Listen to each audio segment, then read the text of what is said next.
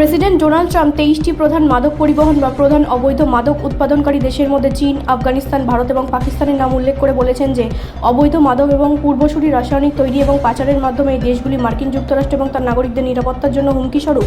সোমবার কংগ্রেসে জমা দেওয়া একটি প্রেসিডেন্সিয়াল ডিটারমিনেশনে মিস্টার ট্রাম্প বলেছেন যে তিনি 23টি দেশকে প্রধান মাদক পরিবহন বা প্রধান অবৈধ মাদক উৎপাদনকারী দেশ হিসেবে চিহ্নিত করেছেন।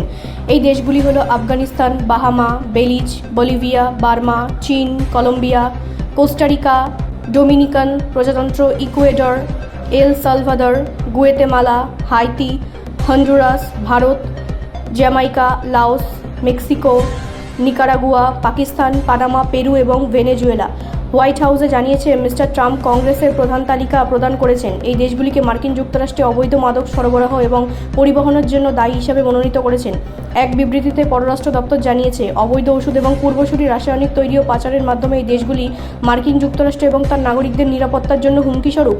পররাষ্ট্র দপ্তর স্পষ্ট করে জানিয়েছে যে তালিকায় কোনো দেশের উপস্থিতি অগত্যা তার সরকারের মাদক বিরোধী প্রচেষ্টা বা মার্কিন যুক্তরাষ্ট্রের সাথে সহযোগিতার স্তর প্রতিফলিত করে না। ব্যুরো রিপোর্ট, রাষ্ট্রীয় প্রসার বাংলা।